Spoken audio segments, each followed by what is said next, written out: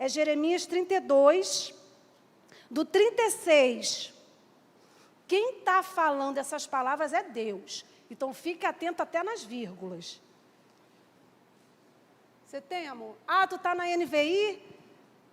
Eu queria o ARA, não tem?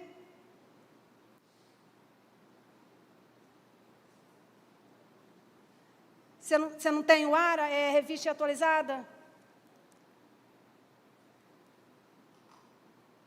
Deixa eu ver, está diferente da minha. Mas vamos lá. Agora, pois, assim diz o Senhor, o Deus de Israel, acerca dessa cidade, da qual vós dizeis, já está entregue nas mãos do rei da Babilônia, pela espada, pela fome e pela peste. Olha isso aqui. A cidade estava entregue. Deus está falando com Jeremias, respondendo uma oração. O próximo. Eis que eu os congregarei de todas as terras, para onde os lancei na minha ira, no meu furor, na minha grande indignação. Tornarei a trazê-los a este lugar e farei que nele habitem seguramente. Eles serão o meu povo e eu serei o seu Deus. Dar-lhe-eis um só coração e um só caminho, para que me temam todos os dias, para seu bem e bem de seus filhos. Farei com eles aliança eterna, segundo o qual não deixarei de lhes fazer o bem, e porei o meu temor no seu coração, para que nunca se apartem de mim. Alegrar-me-ei por causa deles, e lhes farei bem, plantá-los-ei firmemente nessa terra, de todo o meu coração e de toda a minha alma. Se você quiser, coloca o 36, se você puder, por favor. Essa era a história da minha casa. A gente vai entrar no contexto de Jeremias, mas essa era a história da minha família. Cada um estava num canto. Eu não conhecia o meu avô, eu não sabia o nome do pai direito, eu não sabia o meu avô paterno, era tudo separado. Deus começou a arrumar as coisas a partir daquilo que eu decidi. Por isso que é forte, transformado para transformar. Deus falando que e a cidade, acerca dessa cidade da qual vos dizeis, já está entregue na mão da Babilônia pela espada. Deus estava castigando o povo, porque o povo estava em pecado. E o grande e maior pecado qual era? Idolatria. E outra coisa, segundo a teoria da mente que a gente estuda, já é entendido que todo ser humano tem uma falta dentro de si. E segundo o que a gente entende nas teorias, que essa falta sempre vai existir. Porque quando você tem um desejo por esse arranjo, quando você consegue, o teu desejo desloca para o arranjo dela. Vê se não é assim. A gente sai de uma loja de sapato, a gente já quer outro. É a falta, é o desejo. A gente tem isso porque a gente precisa de um Criador. Nós fomos criados para adorar. Amém? E quando a gente não entende a nossa identidade, a gente vai buscar isso em coisas, pessoas, vício e família. Muitas vezes eu vou ter filho para colocar nessa falta que eu tenho. Muitas vezes eu quero o meu marido para colocar nessa falta que eu tenho. Então eu não olho para ele, eu olho para aquilo que me falta. E a dor.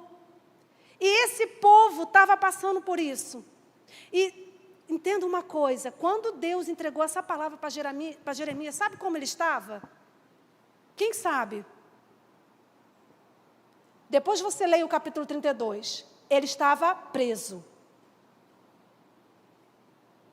E no início do capítulo, Deus começa...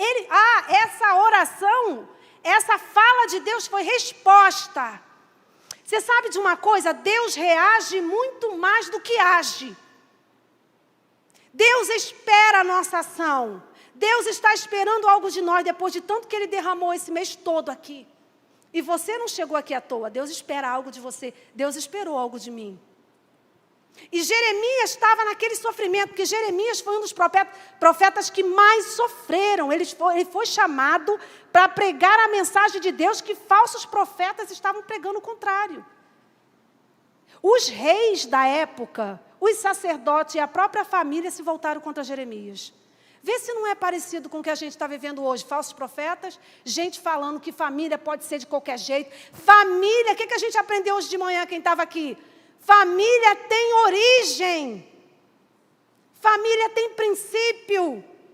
E por quebrar esses princípios, Deus levou e permitiu que Babilônia tomasse Judá. E ele era um profeta naquele tempo. E muito foi o sofrimento de Jeremias. E ele começa, depois de você ler esse capítulo 32, quando ele começa, sabe o que Deus falou para ele?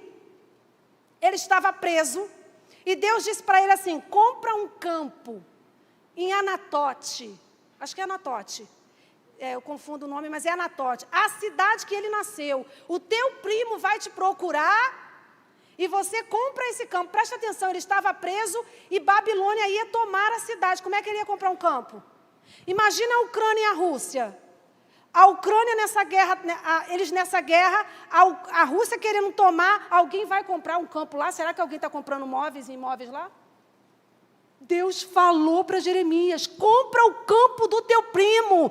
Ei, já tem uma lição aqui, não desiste da tua família. Não desiste da tua origem. Como assim? Está vendo como é que Deus não é gente mesmo? Toda a cidade sendo tomada, e Deus fala para ele. E o que Jeremias fez? Aqui é uma chave para você que quer ser transformada e transformado. Ele obedeceu. E foi isso que eu precisei fazer com 17 anos. E posso te falar? Eu nem pensei muito. Ah, é Jesus? Ele me ama? Tá bom, eu vou. E fui. Na época eu usava mini saia com 2 argolas desse tamanho, eu só queria aparecer. E eu fui para a igreja assim mesmo, porque eu não fiquei olhando para isso, se pode, se não pode, eu fui. Era oração? Eu ia. Não tinha nem igreja, eu fiquei muitos meses sem ter uma igreja, porque toda igreja eu ia. E Deus salvou todos da minha casa. Amém! Foi um processo de transformação. E ainda me reconciliei com meu pai. Lembra que eu falei para você que eu não conhecia o rosto dele? Não conhecia. Mas tinha uma coisa que Deus já fazia dentro de mim. E eu quero te dar uma dica, você que quer ser transformado e quer que essa água jorre na tua casa. Inclui as pessoas da sua família no seu coração. Quando eu era pequena, bem menor, em torno, não sei se 10, 12 anos, por volta dessa idade, eu falava com a minha mãe, eu quero conhecer o meu pai. Mãe, qual é o nome do meu pai? Minha mãe não falava muito, minha avó falava, eu pegava. E eu falei, mas todo mundo erra. Ele errou, de repente ele se arrependeu. Eu quero conhecer. Eu já estava incluindo ele no meu coração. E eu não sabia o que eu sei hoje. Preste atenção numa coisa. Pai e mãe é igual às 2 pernas que você anda. Se você tem problema nas pernas, você consegue andar direito? Sim ou não?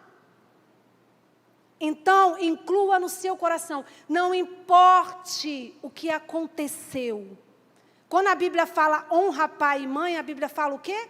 Tem condicional? Se o teu pai te der uma mesada todo mês? Se ele for casado com a sua mãe? Tem isso? Honra pai e mãe para que os seus dias sejam prolongados na terra. Que é o primeiro mandamento viu? Promessa, vai te fazer. Olha, para que te vá bem na terra, é para transformada e transformar. Quer ser transformada? Honre seu pai e sua mãe pelos que eles são. E pare de julgar. Eu posso ouvir um amém?